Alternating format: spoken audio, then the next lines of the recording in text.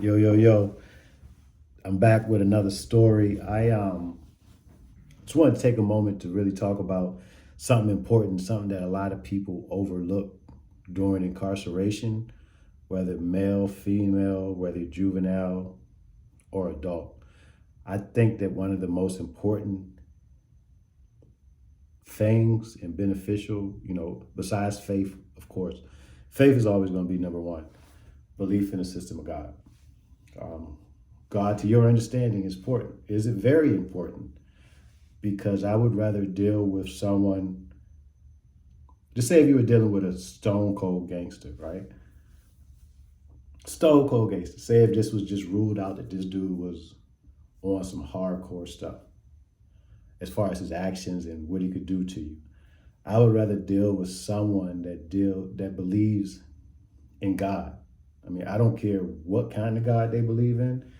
I would rather, you know, be cellmate, have interactions with someone, just deal with someone that has some kind of faith, belief system that's rooted in something bigger than them. And because I mean, no matter if you gang banging, no matter if you just a fool, no matter if you just whatever you into, if you have a belief system associated with that, you're actually less inclined to do some of the foolish stuff that someone without a belief system would do.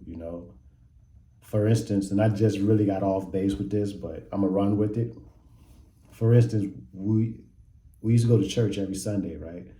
And I was locked up at a Haynesville Correctional Institution, and I was in the choir there. I was in the Spanish ministry, porque yo puedo hablar español claro, y yo tenía que hacer oraciones por la comunidad en español. So I said I was, helping the Spanish community there, and I used to lead like Spanish prayer. So a lot of the Bloods used to come to church, and I would realize that all they would do was meet in the back, and they would pass letters, and they'd catch up with what's going on different sides of the compound. Because on the compound, one side doesn't always be able to mix with the other side, so the only way they could see one another was at programs.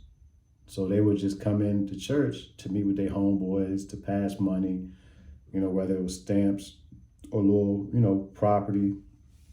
And church was like a meeting point for them. But what I used to see was that they would be disrupting church, in my opinion, because they would sit there and you could hear them whispering and talking the whole time. And, I wanted to say something to the brothers like, hey, keep it down. But they were some hardcore dudes. So you just don't walk over to them and be like, hey, keep it down. So even, man, I can ramble on and on 1,000 things. I'm gonna catch you up with this story. I'm gonna stick with this story. So you be in church, they're praying, they reading scriptures, and you just hear people whispering, and you're like, Lord, can these dudes just stop whispering? And they were just coming to church to kick it with one another. And I went to the Christian leaders, like what you would consider an inmate or institutional preacher. I went to him and I was like, man, look, let's holler at them and get them to, keep it down. Or if they're not coming to church to listen to the word, let's get them out of here. And I know some of y'all flipping like, dang, in your last video, wasn't you Muslim? It's a lot of stories. This is only episode 4, so we're going to get everything caught up. But I'm a scatterbrain, so I'm going to just give it to you how it comes. But as I was, let me put my phone on Do Not Disturb. Hold on. It might be too late for that. But as I was talking to the guy, going to Do Not Disturb real quick. All right. Got that situated. So as I was talking to the guy about approaching these Bloods that was in church, he started laughing. And I was like, what's so funny? He was like, how many of them was it? How many of them was it back there? And I was like, man, it was about 6 or 8 of them. And he was like, okay. And I was like, are you going to say something to him? Because, we're trying to, study and worship. And he was like, nah, we're going to let him slide. And I was just couldn't understand why he wanted to let it slide. And then about 2 weeks later, a month later, I was like, man, these dudes are still doing the same thing. Has anybody said something to them?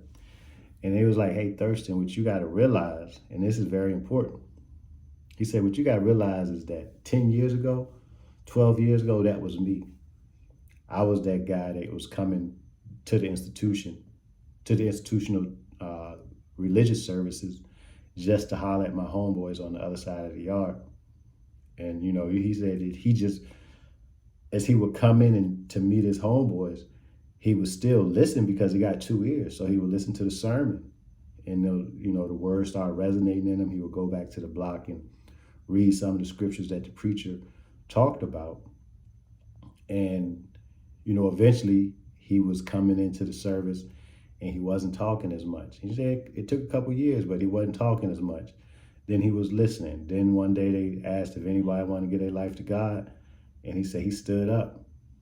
And all his homeboys was like mesmerized that he walked up to the front. So he said, nah, we're gonna let them brothers come. Every time the door open, we're gonna let them brothers come in here and do what they gotta do, and we let the institution worry about that. But our job here is to show them love and make sure this word is given to them, because somebody listening. And I was just like, man, interesting. I'm ready to cut the brothers off, man, to tell them, get out of here, don't never come back. We don't want you involved with us. But, it's just always learning experience, different things. And I don't even know what I started talking about when I picked this press play or press record. I don't even know what mission I was going down, but I just wanted, there's a lot of people of faith. There's a lot of people that had faith before prison. There's a lot of people that have faith after prison. There's a lot of people that lost faith in prison. They prayed, and, got a short deal, or they locked up, their mama died, their daughter died, their sister getting beat up. They just feel like it's a endless tunnel and they never gonna make it out. Oh, I know what I started off talking about. I started off talking about, one of the most important things to someone when they come home. So faith is the most important. We'll stick with that. The second most important thing is their support system. A support system is like dynamic, whether it's a support system inside or a support system outside. So I wasn't really as fortunate as one of the ones that had a support system while they were inside of prison.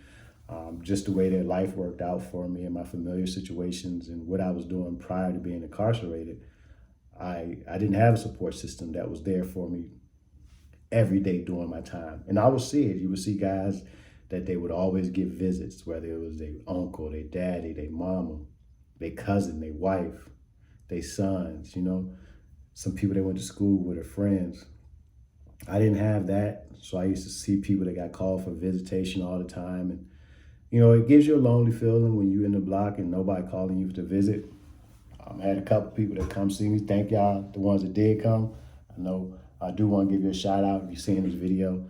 But I had some that didn't come see me, and it was tough. It was definitely tough. It wasn't depressing tough, but it's just like, damn, I want to go up there and eat out the vending machine, eat some of the unhealthy food, see people. Because when you go to visit, you see everybody else's visit. So it gives you a chance just to see people in general. But it's like when I got home, though, I had a very structured support system. I had uncles that was there for me. I had cousins that was there for me. My mother, my daddy, my sisters, my brothers, they were there for me. My ex-wife was there for me.